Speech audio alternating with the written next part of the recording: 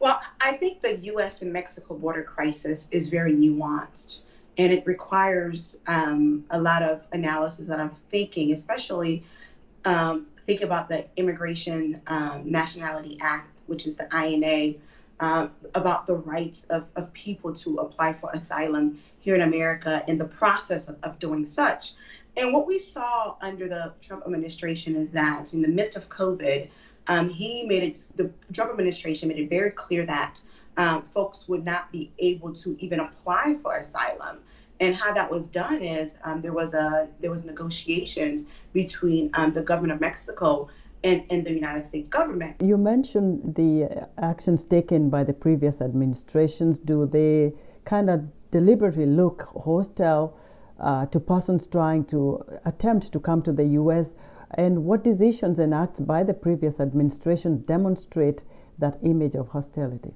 I think there was a great deal of videos and pictures, um, on social media, where you had children in what they call cages, right? You had children, a number of children in the same holding cell. You had the inhumane practices that people often complained about. And also under the previous administration, people just were not able to apply for asylum as the INA provides them the right to do so once they've reached our shores. And I think that that is something that we need to be cognizant of. To think that the Biden administration is going to come in and completely change the process overnight. How do you think his policies towards this border entry might differ from the previous administration?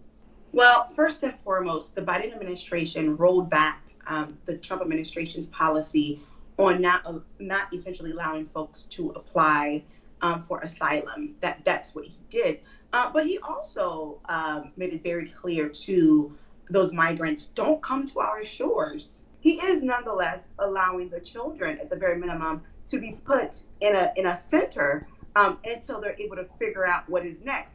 But advocates have been saying that the Biden administration's way of holding those children is also inhumane. Do you also get a sense that in some cases parents are trying to keep their children away from drugs, gangs, and crime and to give them a better economic chance here in the U.S.?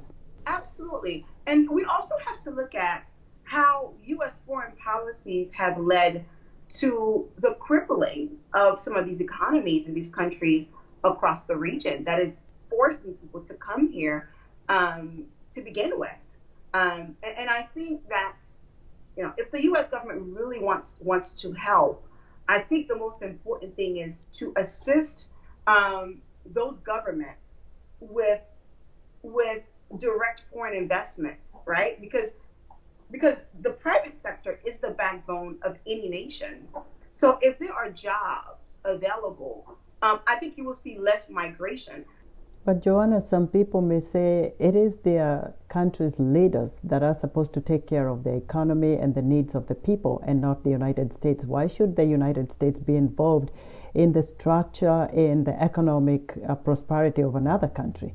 Absolutely, I agree with you 100%. It is the job of elected officials in those countries to ensure that there are systems in place so that people can pursue life, liberty, and happiness, right? But at the same token, the United States as a global leader, that the country that is considered to promote world order, has a duty, has a duty to strengthen bilateral relations with other nations across the region, and also to promote trade cooperation with those countries as well. And now you have these people coming into the country, and because of their situation, they don't come with any protective gear. There is no social distancing, there is no mask.